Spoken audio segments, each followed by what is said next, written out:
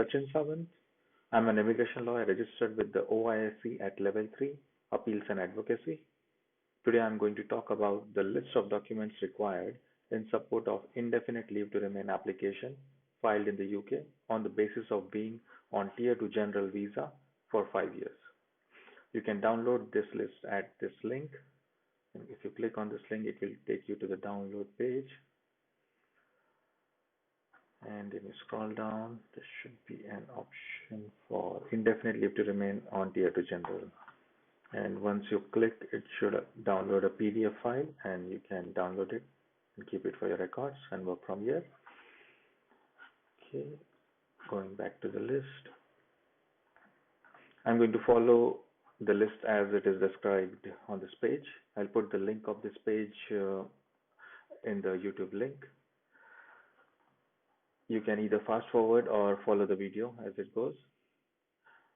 The main documents required are the applicants and dependents' current passports and any expired passports used in the last 5 years during the time they are on Tier 2 General, and the dependents on the PBS dependent, points-based system dependent visa. You no more need any photographs because it's all digital now and the biometrics will be enrolled, so the photographs need not be given. Secondly, all the documents listed here are to be scanned and either uploaded onto the system, or you have to carry it to the Sopra Steria UK Vikas biometric point once you book the appointment. You don't have to give anything in original. So even the current passports need not be submitted to Home Office. However, once you attend the biometric appointment, after that you cannot leave the UK. If you leave the UK after attending your biometrics appointment, then your application will be treated as withdrawn. In other words, cancelled. So be mindful of that. You are able to travel from the point of submission of the online application till you attend the appointment. As of today, 21st October 2010, we are seeing there is a delay in getting appointments. This morning we booked an appointment for 17th of November. So almost you're looking at about a 4-week gap between the date of submission of the application and the appointment availability. So if you wish to travel, you can travel before the appointment, provided you have a valid visa, or you can enter the UK if you are from a visa exempt country, such as US, Australia, etc. So you need the applicants and dependents' current passport, any passport that have been used in the last 5 years. This is very important for indefinite leave to remain applications in particular, because they will be checking for non-European nationals. They will be checking all the stamps on the passports against the absences that you mentioned on the form. You will have to detail all the absences on the application form for the ILR on Tier 2 General, and those absences they will match with the stamps on the form on your passports. So be mindful of that. If any of your previous passports has been lost that you used in the last 5 years to travel to the UK, then they may have to send your information.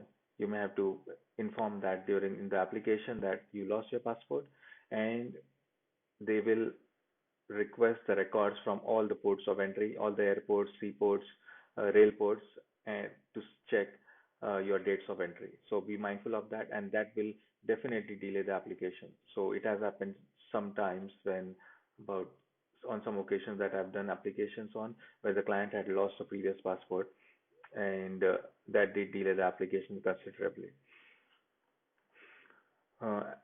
Applicants and dependents biometric residence permit. So the current visa that you have, a copy of the front and back of that biometric card. Life in the UK test pass certificate. You can click here.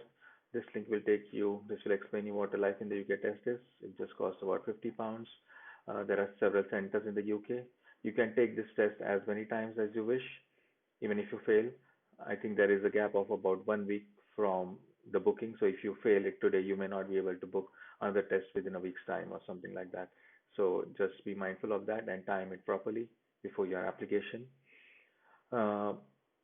That is about Life in the UK test. Go back to the list. Last 3 months pay slips. This is preferable on the application. You will see that they only need the latest payslip. However, this is good practice with lawyers that we always put last 3 months of the payslips of the tier 2 general holder, last 3 months of bank statements uh, showing the payment entries. The bank statements can be downloads of online bank statements. In the immigration rules, it still does provide that you should either have a posted, the original bank statements, or the stamped ones from the bank. But we have from experience, the caseworker has a discretion to accept the online downloaded bank statements. Make sure they are bank statements, not transaction statements or transaction printouts. A bank statement is ex- downloaded one is the same. It looks exactly the same as a paper one, which is sent in the post. So mainly it has your name and address on it. Usually the transaction statements don't have the address on it. That's what we've seen from most of the banks. So make sure it is a bank statement. It's a full bank statement with all the pages. Salary entries. Okay, so last 3 months bank statements. Letter from employer issued. This is very important. This is like a conclusive proof. It is very important. Without this, your application will be refused 100%. Do not file your application unless you have the employer's letter. It should be dated within usually 28 days from the date of application. So these are the exact pointers they want you to confirm. This is provided in the immigration rules and also in the guidance. So these things, minimum these things have to be confirmed, that you are still required for the employment in question for the foreseeable future, the nearest applicable SOC code which best describes, so SOC is Standard Occupational Classification. So the job codes on Appendix J, I will just show you Appendix J SOC codes. So if you Google for Immigration Rules Appendix J, this is the name, and then here all the professions have a number that's called a standard occupational classification. For example, let's say chief executive senior officials, they have this number 1115. So this has to be confirmed on that letter of the employer that you are required, you have been working in this role. So the nearest applicable SOC code, so they will have to mention the number and the description, your current rate of pay. So the current rate of pay, this should be given in the same format as given in the codes of practice. For example, hourly or yearly salary. So let's take this example, chief executive. When I scroll down, it is an RQF level 6 job. So experience, if you are an experienced worker, so minimum salary has to be 65,100. And so this is an annual salary. So this is how they will have to mention that the person is paid either at or above as required by the appendix G of the SOC codes, or they can confirm the exact amount and say the person is paid this much, and we confirm that it is above the minimum required as per the SOC code. You can even use the same wordings as mentioned here. Your current rate of pay, confirmation that this is at or above the appropriate rate for the job as stated in the, so they should confirm that it is at this rate or above this rate.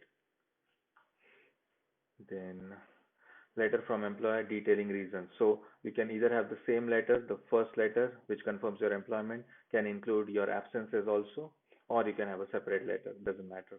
Letter from employer detailing reasons for the work related absences. So if your employer has sent out you out of